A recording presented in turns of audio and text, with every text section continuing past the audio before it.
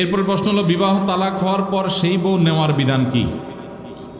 তালাকের পর স্ত্রীকে যদি কেউ ফেরত নিতে চান, তাহলে সেক্ষেত্রে তালাকটা যদি ফেরত নেয়ার মতো তালাক দেয় তাহলে ফেরত নেওয়া যাবে।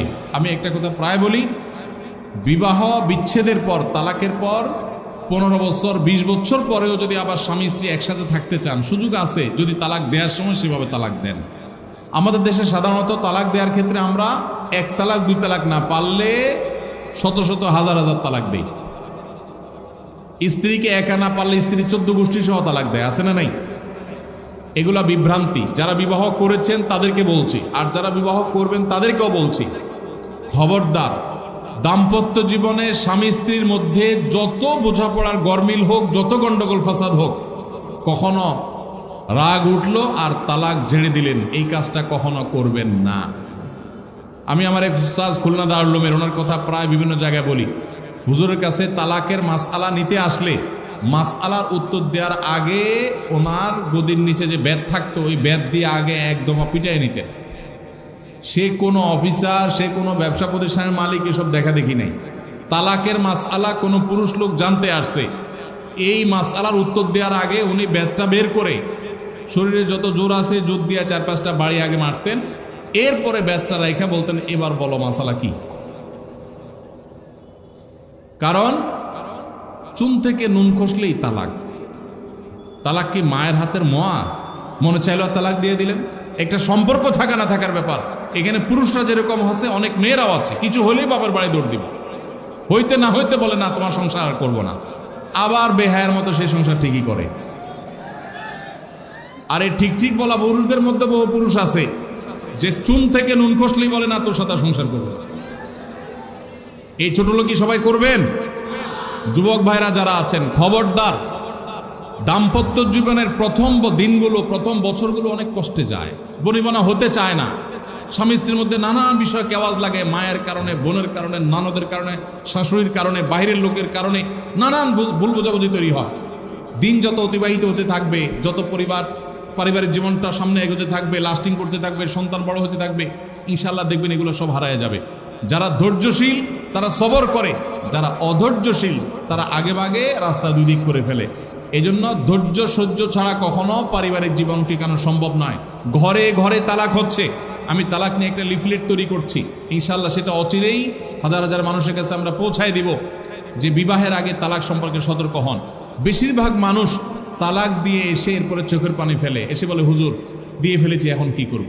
আপনি যদি 3টা তালাক দিয়ে শেষ করে থাকেন, তাহলে সেক্ষেত্রে আপনার স্ত্রীর সাথে আপনার সংসার করার সুযোগ যদি নষ্ট করেন, গোটা পৃথিবীর সব হুজুর একসাথে হয়ে, মক্কা মদিনার ইমাম সাহেব যদি একসাথে হন, আপনাকে আপনার স্ত্রীর সাথে সংসার করার সুযোগ দিতে পারেন না। কারণ ব্যাপারটা হলো ছুরি মারার মতো। আমার পেটে ছুরি মেরে দিলেন, এরপর আপনি জিহ্বা কামড়াচ্ছেন, আফসুস করছেন।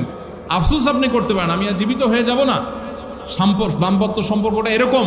এই জন্য খবরদার, রাগের মাথায় যদি ডিসিশনও নেন যে তার সাথে আমি সংসার করব না, তখন স্ত্রীকে কিছু বলবেন না। আমি যদি এজন্য বলি, রাগ উঠেছে, পারলে একটা ধাক্কা দিলেন, একটা বকা দিলেন, একটা ভালো কথা বলে বকা দিলেন, গালিগালাজ না, পারলে একটা চিমটি দিলেন। যদি আপনি অন্যায় করে থাকেন তাহলে আপনার বিচার করা যাবে।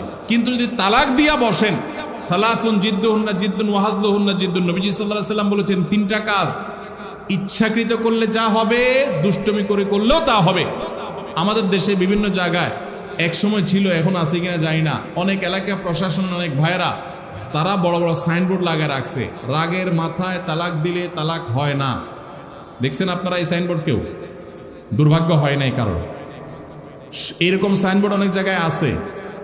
আমাদের দুর্ভাগ্য যে আমাদের ফটো অনেক সময় আমাদের প্রশাসন অনেক বাইরেই দিয়ে দেয়, রাগের মাথায় তালাক দিলে নাকি তালাক হয় না। তালাক কি মানুষ মহব্বত করতে করতে দেয়? স্ত্রীর সাথে মহব্বত, ভালোবাসা, আতিশয্যে তালাক দিয়ে দেয়? তালাক তো দেয়ই রাগের মাথায়। তবে শরীয়ত বলে রাগের মাথায় আপনি ব্যালেন্স হারিয়ে তালাক দিয়ে পরে আফসোস যেন করতে না হয়, এই জন্য আপনাকে সবর করতে হবে। তালাক দেওয়ার ডিসিশন নিয়েছেন, স্ত্রীর একটা মাসিক পার হওয়ার পর্যন্ত অপেক্ষা করতে হবে। আসলো আর মুখ দিয়ে তালাক বলে দিলেন, জি না। তালাক দেওয়ার নিয়ম শুনেন, যেভাবে তালাক দিলে আবারও ফেরত নিতে পারবেন কখনো চাইলে, সেটা সুযোগ কখন হবে।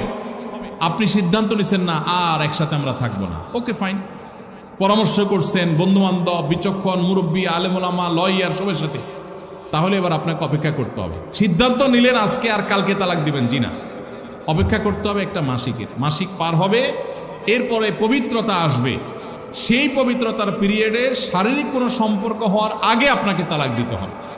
এটা হলো তালাকুস সুন্নাহ। এভাবে শরীয়ত তালাক দেওয়ার নির্দেশ, যদি দিতে হয় এভাবে দিতে হবে। কেন শরীয়ত এতগুলো স্টেপ অবলম্বন করছে জানেন?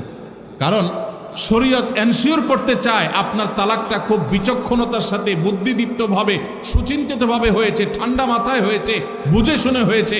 আপনি এটা অ্যাবনর্মাল হয়ে মেজাজ হারিয়ে আপনি মাথা গরম করে দিয়ে ফেলেননি। এটা নিশ্চিত করবার জন্য এতগুলো সময়, এতগুলো স্টেপ নিয়েছে যে একটা মাসিকের পিরিয়ড পার হওয়ার পরও স্বামী স্ত্রী একে অন্যের প্রতি যথেষ্ট আকৃষ্ট হওয়ার কারণ থাকা সত্ত্বেও সেই শারীরিক সম্পর্ক করার আগে আপনি তালাক দিচ্ছেন, মানে হলো যথেষ্ট যৌক্তিকতা আছে এবং আপনি খুব কনভিন্স হয়ে বুঝে শুনে তালাক দিচ্ছেন। এটা এনশিওর করার জন্য শরীয়ত এতগুলো বাঁধ দিয়েছে।